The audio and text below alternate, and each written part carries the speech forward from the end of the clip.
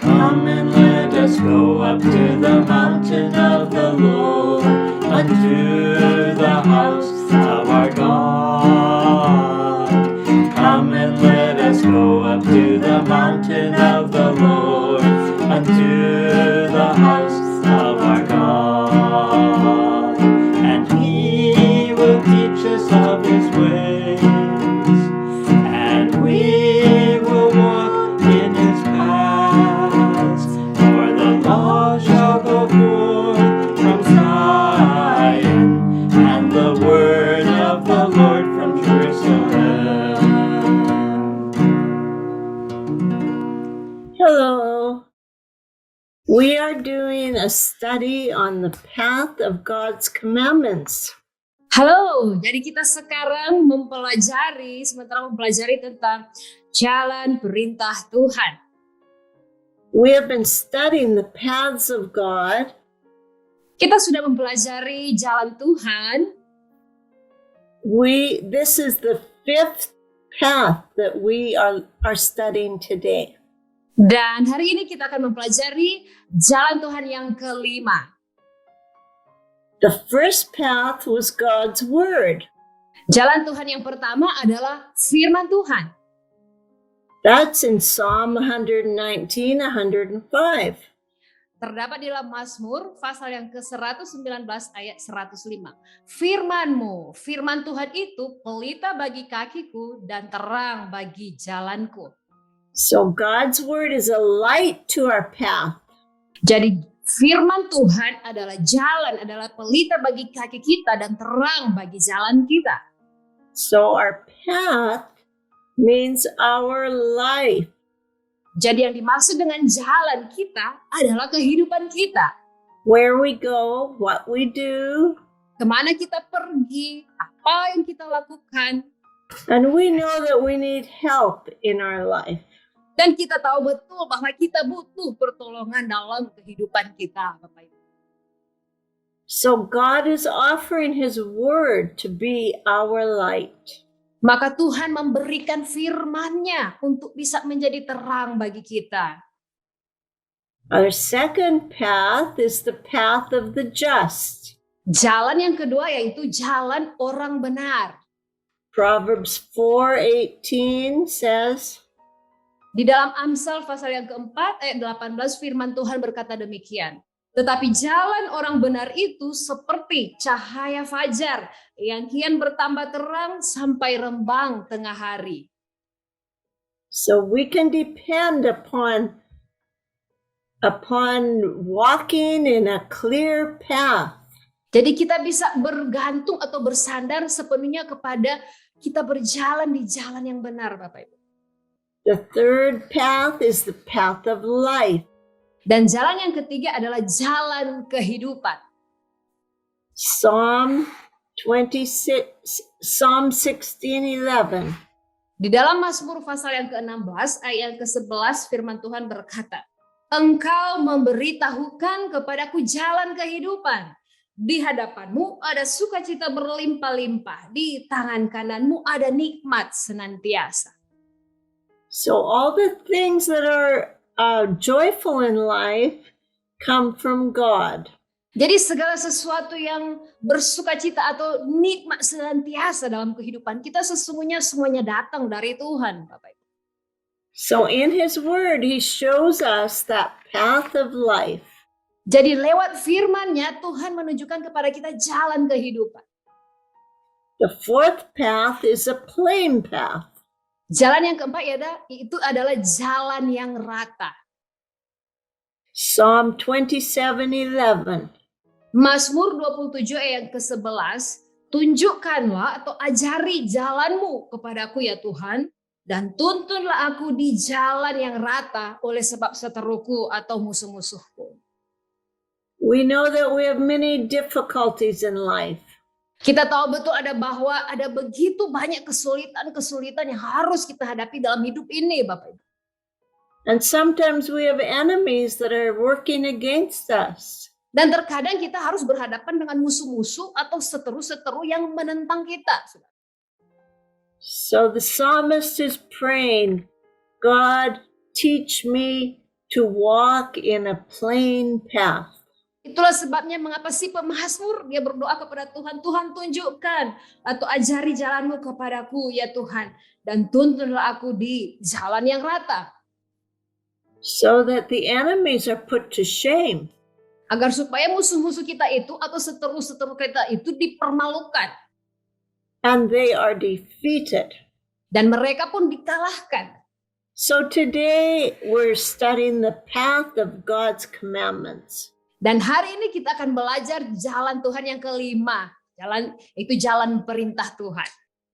Psalm 119:35. Di dalam Mazmur pasal yang ke-119 ayat yang ke-35 dalam terjemahan resmi berkata demikian. Biarlah aku hidup menurut petunjuk perintah-perintahmu sebab aku menyukainya. Tetapi kita akan mempergunakan terjemahan versi IMB, Indonesian Modern Bible. Karena lebih mendekati dalam bahasa Inggrisnya ya. Di situ dikatakan, buatlah aku berjalan dalam jalan perintah-perintahmu. Karena dalamnya aku bersukacita. Some of the authors of the Psalms were David. Ada beberapa penulis ya untuk kita Mazmur. Di situ ada Daud, Solomon, ada Raja Salomo, sons of Korah. anak-anak atau keturunan Bani Korah. They wrote the songs. Mereka menulis atau mereka menggubah lagu-lagu. They were also singers. Tetapi juga selain mereka menulis lagu, mereka juga itu penyanyi. And then there was Asaph. Ada juga Asaf ya yang menulis di Mazmur. And he was like a choir director in charge of the singing. Asaf ini dia itu semacam pemimpin kor ya, yang memang bertugas untuk menaikkan nyanyian, mengatur puji-pujian. And then there was Moses. Dan ada juga Musa. So that's what the Psalms are. And in the Psalms 107 to 150, dan itulah kitab Mazmur ya, Bapak Ibu Saudara sekalian. Dan kalau kita lihat di dalam Mazmur yang pasal 107 sampai pasal yang ke-150, in there is the counsels of God and His Word. Di situ kita bisa melihat nasihat-nasihat atau petunjuk-petunjuk Tuhan lewat firman-Nya. So that is why we are looking in the Psalms to find out how to live. Itulah sebabnya mengapa kita melihat di kitab Mazmur ya, supaya kita bisa dapat petunjuk bagaimana menjalani hidup kita. The first part of that verse is make me walk, or in your Bible, make me live. Kalau kita melihat kembali lagi ke Mazmur yang pasal 119 ayat 35 itu, kalimat yang pertama di situ dikatakan biarlah aku hidup, atau dalam bahasa Inggrisnya buatlah aku berjalan. So here they are looking to the Lord for help in their life. Kita melihat di sini bagaimana pemazmur itu mereka mencari Tuhan untuk bisa menjalani hidup mereka. They're giving a petition, a prayer of devotion to God. Mereka menaikkan permohonan dan doa mereka kepada Tuhan. In Psalm 119, verse 9, it says, di dalam Mazmur 119 ayat 9 di situ dikatakan, dengan apakah seorang muda mempertahankan kelakuannya bersih atau memelihara jalannya tetap bersih dengan menjaganya sesuai dengan firman-Mu, firman Tuhan. We know that when young people have many questions about life. Kita tahu betul ya, orang muda itu selalu punya banyak pertanyaan tentang kehidupan, Bapak Ibu. And how am I going to live? And what am I going to do? Bagaimana saya harus menjalani hidup ini? Seperti apa hidup saya ini? Begitu banyak pertanyaan. Who can help me in my situation? Oh, siapa yang bisa tolong saya dengan situasi saya ini? But we find verse 9 tells us how we can by obeying God's word. Tetapi kita mendapatkan jawabannya di ayat yang ke-9 ini. Bagaimana saudara? Tentu saja dengan menjaganya sesuai dengan firman Tuhan atau mentaati firman Tuhan. So when you read your Bible, jadi di saat Bapak Ibu Anda membaca Alkitab Anda, It is very important that you are listening to the Holy Spirit and what He is speaking to your heart through God's Word. Betapa pentingnya untuk kita betul-betul mendengar dengan seksama apa yang sementara Roh Kudus sampaikan lewat firman Tuhan bagi kita, Bapak Ibu. It is good to have a journal. Betapa pentingnya untuk kita bisa punya jurnal atau catatan ya, Bapak Ibu. And every day when you read the scripture, Setiap hari di saat Bapak Ibu membaca Alkitab, menulislah. write down what is significant to you. Setelah Bapak Ibu baca Alkitab, Bapak Ibu mari coba menulis apa hal-hal yang penting yang Bapak Ibu dapat lewat pembacaan itu. Because God's Word is a personal message to each one of you. Karena firman Tuhan itu pesannya bersifat pribadi bagi setiap kita. It's not just a book that we read on Sunday in the church. Alkitab itu bukan hanya sekedar buku yang kita baca setiap hari Minggu kalau kita pergi ke gereja ya Bapak Ibu. It is a book of life. Tetapi Alkitab itu adalah kitab kehidupan. And it is there to help us in our life. Dan ada bagi kita, Alkitab itu ada bagi kita untuk menolong kita menjalani hidup Bapak Ibu. And we know that we cannot do that ourselves. Dan kita tahu betul bahwa kita tidak mungkin melakukan atau menjalani hidup kita dengan sendiri saja ya. We need God's Word and we need the Holy Spirit. Betapa pentingnya kita perlu Tuhan dan kita perlu Roh-Nya yang kudus. In the path of God's commandments. Make me walk in the path of God's commandments. Buatlah aku berjalan di dalam jalan perintah-perintah-Mu, perintah-perintah Tuhan. The definition of commandment means a command. Yang dimaksud dengan perintah di sini adalah perintah atau peraturan ya. Or an ordinance means a decree. Atau pedoman hidup. Or precept. Atau hukum atau titah-titah ya. It's intended to regulate your thoughts or your actions. Untuk mengarahkan pikiran kita dan tindakan kita. Itulah artinya perintah Bapak Ibu. The law is a set of rules. Di lewat hukum-hukum kita mendapatkan aturan-aturan, tata tertib ya. Or a charge. Atau suatu ya pedoman atau hukum bagi kita yang dimaksud dengan perintah. A command. Peraturan, tata tertib atau juga arahan ya. An order. Atau arahan, ya arahan. So these are the things that we find in God's Word.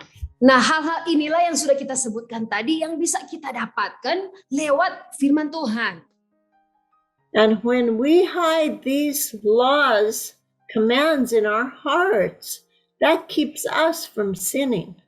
Dan jika kita menyembunyikan ya, kita tidak melakukan perintah arahan, titah-titah Tuhan ini, itu akan membuat kita tetap berdosa. So verse 10 and 15. Di dalam Mazmur pasal yang ke-119 ayat 10 dan ayat 15. Firman Tuhan berkata demikian, ayat 10 ya. Dengan segenap hatiku aku mencari Engkau. Janganlah biarkan aku menyimpang dari perintah-perintah-Mu. Dan ayat yang ke-15, aku hendak merenungkan titah-titah-Mu dan mengamat-amati jalan-jalan-Mu. So inside of these commands is life. Jadi di dalam setiap perintah-perintah Tuhan ini Bapak Ibu kita akan mendapatkan kehidupan di dalamnya. Sometimes we think laws are there to break. Terkadang kita berpikir peraturan ada untuk dilanggar ya Bapak Ibu. If I could only get out of this from obeying this command or law or precept. Terkadang kita berpikir, seandainya saya bisa lolos ya, tidak melakukan segala macam aturan-aturan ini. Then I would be free, I would be happy.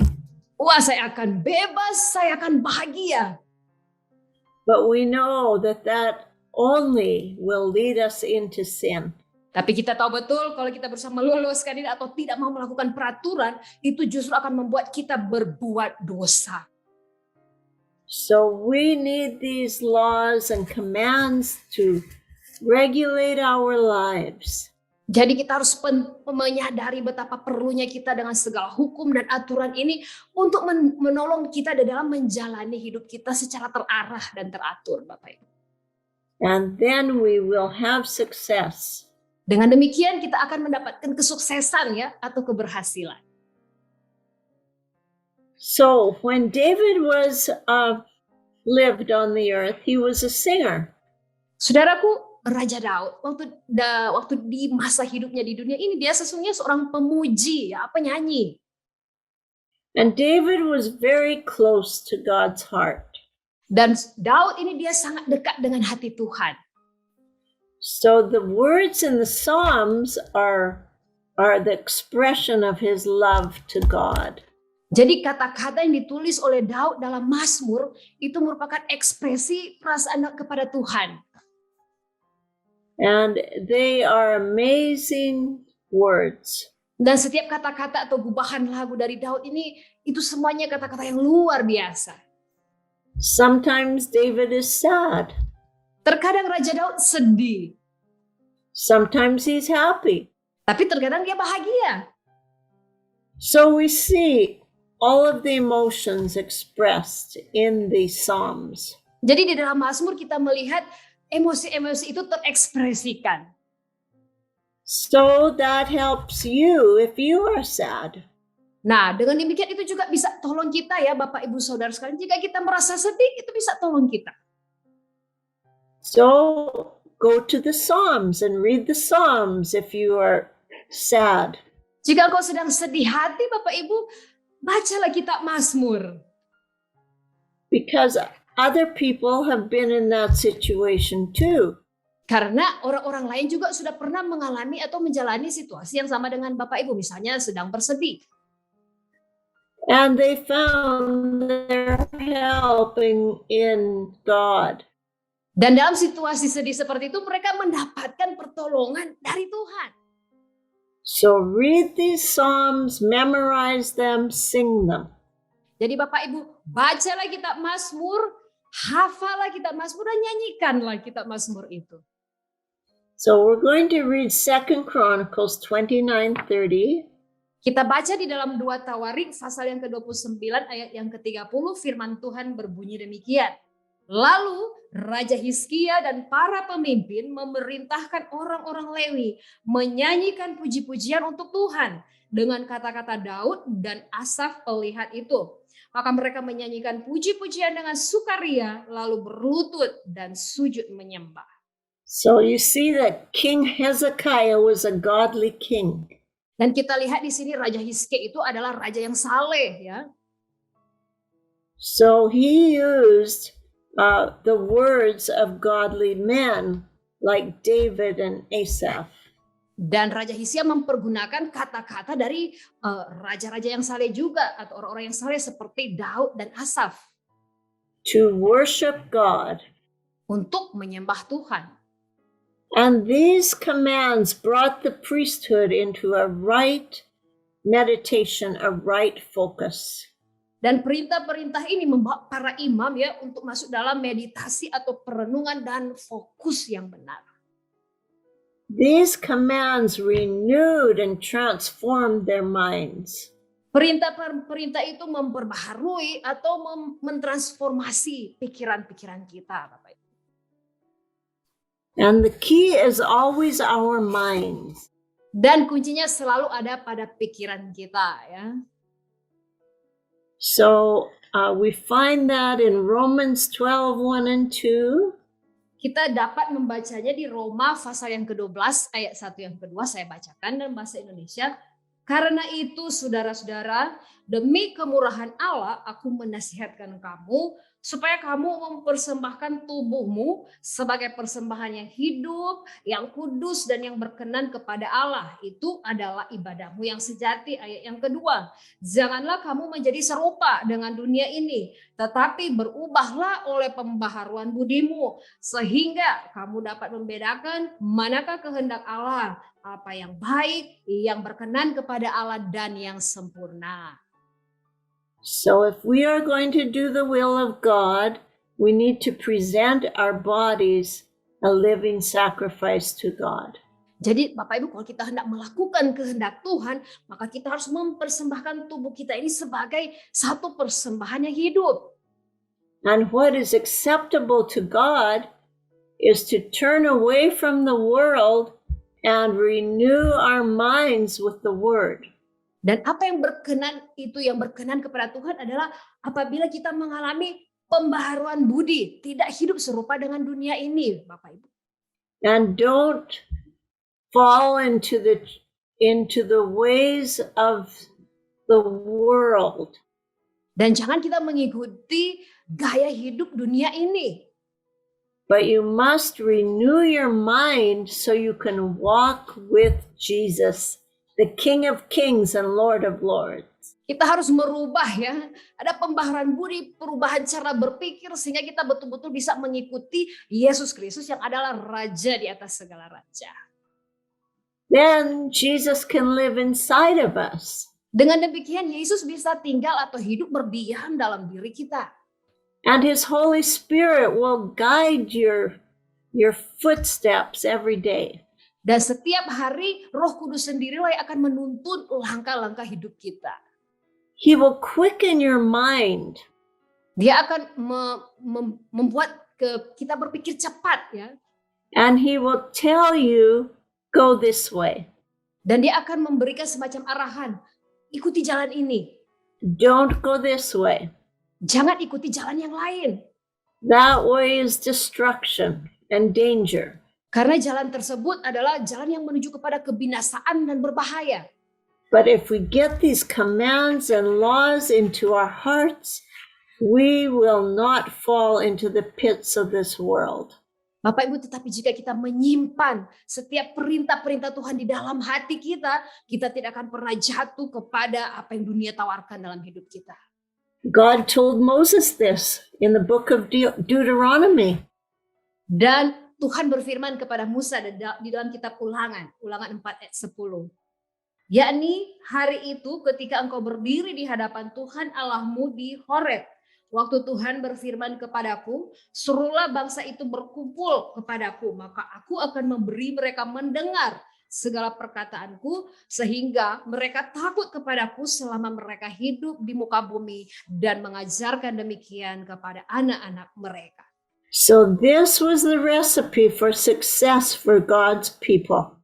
Nah, ini adalah resep kesuksesan bagi umat-umat Tuhan. Was to hear God's words and to fear God and teach their children God's truth.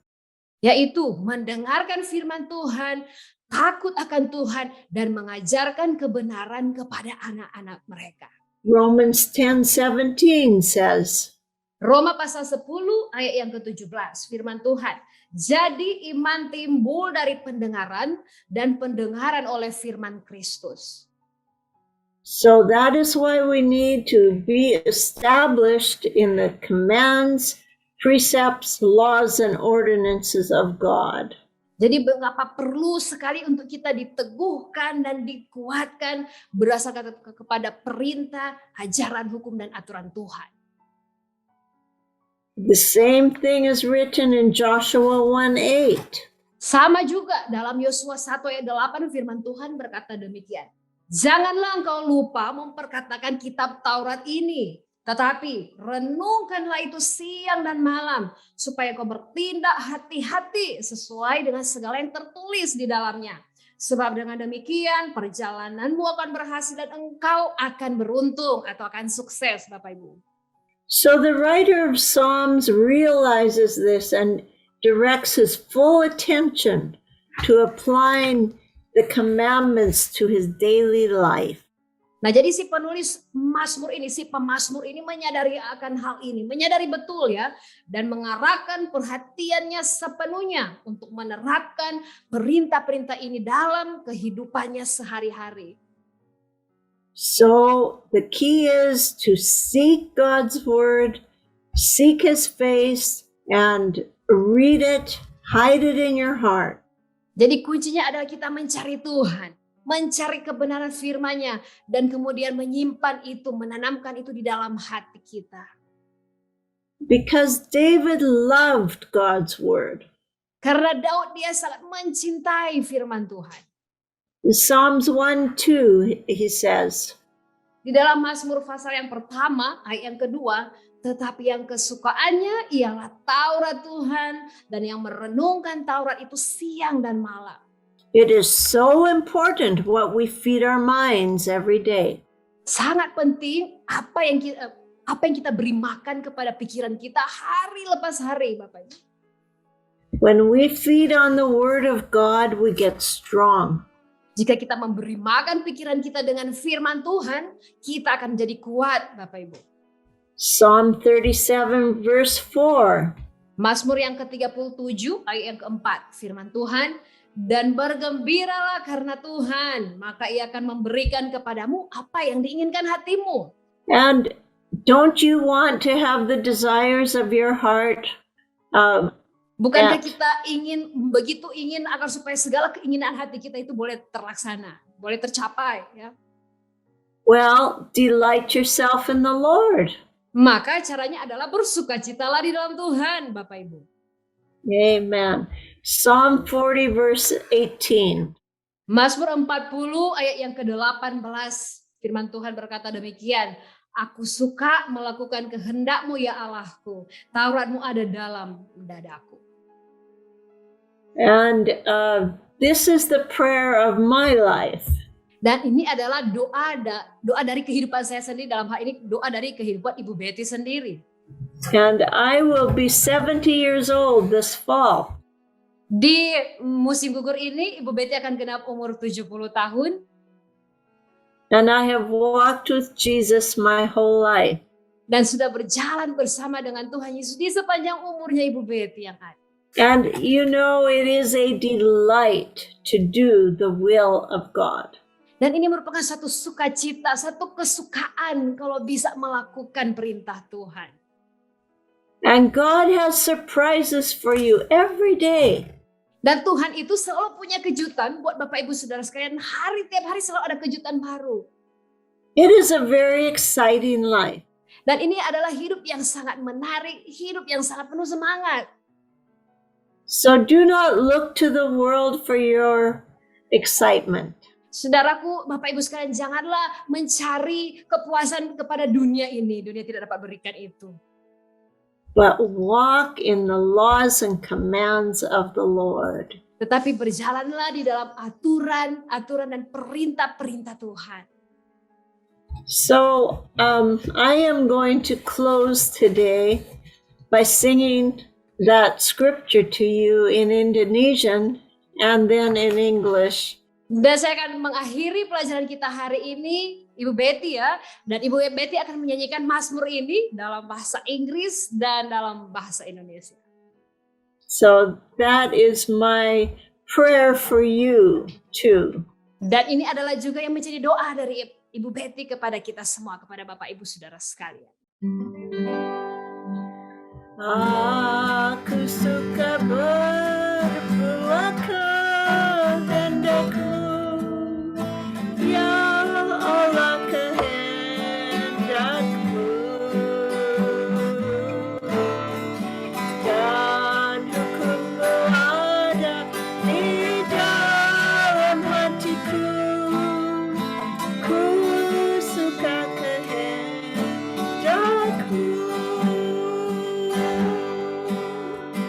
I delight to do your will, Lord. Ya Allah kehendakmu. And to walk with thee is not grievous unto me.